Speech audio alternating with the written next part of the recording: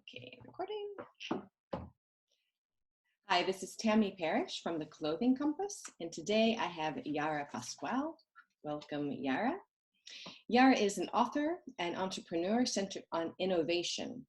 She's CEO and founder of knowco collabwith, an online platform that brings academics and industry together and encourages collaborations online and offline.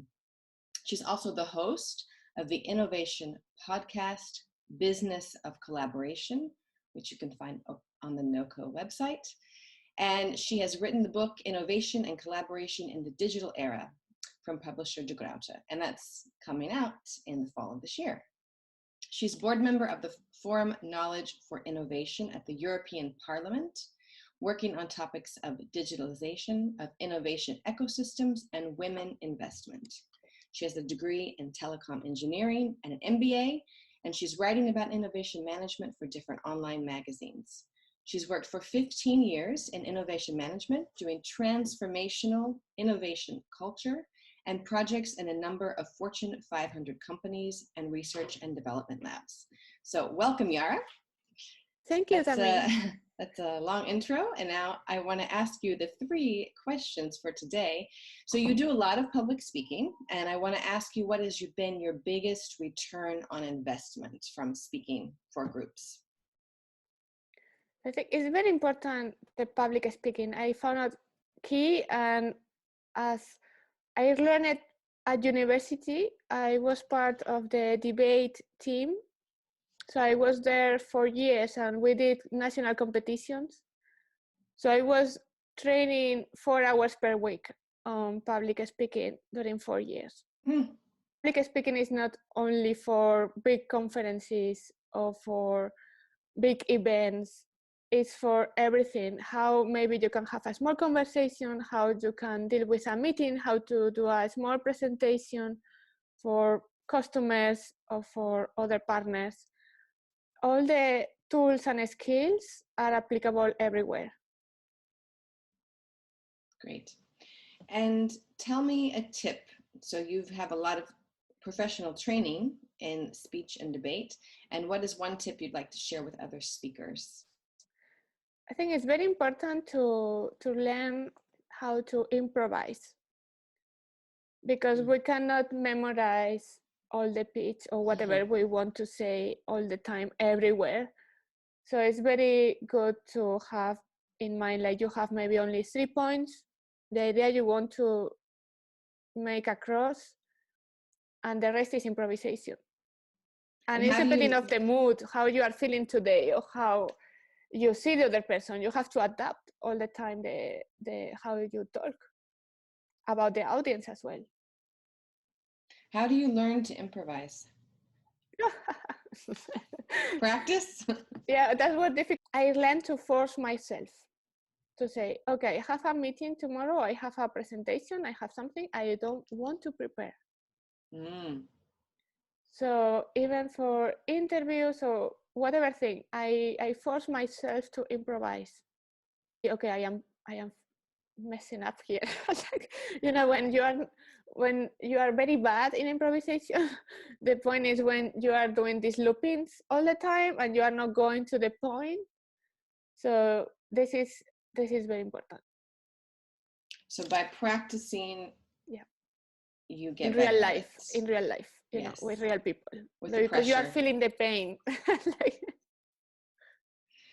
and tell me about something you wore to a presentation that you felt good in. I'm curious to hear what it looked like and how it felt. So I think it changed a lot as well, how I made an evolution myself on my life. But for public speaking, if we are in front of a crowd, or even for a customer as well, or a client, the colors and how you dress matters a lot. It's very, very, very important. So for public speaking, we are talking about colors like give you trust, give you clarity, transparency, give you confidence as well, but authority. So you cannot dress up with a tracksuit because you are losing the whole authority. so always to be sure if I have questions, I don't know how to address, always is white or clear colors on the top. And then for myself, because it's how I feel more comfortable, is black pants. Okay. With nice shoes, by the way. Now I am more transitioning to dress, and then the dress has to be one color block only, not so much colors, because could be distracting. And the color I prefer is more green or blue for trust and honesty. Okay. Thank you very much for sharing. And I wanted to ask a little bit to tell the viewers about the platform knowco, because I think some of the people listening could use that. Let's give it an example. Say I'm the CEO of a bank, and what would I use your platform for?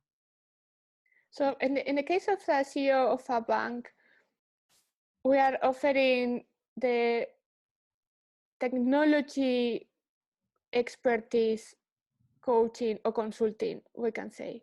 When in the case of a CEO of a bank, they see all these trends around what is now is quantum technologies, before it was blockchain, but still is there, and AI.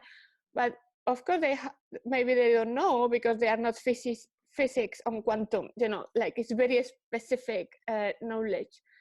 So then they can call me and say, I want to have this membership. So we make the promotion like it's a membership, because you have to learn something every month. And then we found the expert you need that month, and then you have an hour with this expert on quantum technology, how to apply it, maybe, or blockchain or AI, and then you have this intimate conversation to really ask the questions to get the understanding and then the CEO can make the decision if, okay, I don't need this, I need that, but they are much more confident. Great. And I'll put this in the text also, but the website is knowco, knowco.net, right? Yes. And your podcast is also linked there.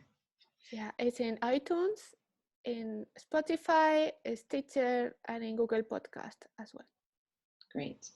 Thank you for joining me. Yeah, thank you, Tammy. Thank you. Thank you very much.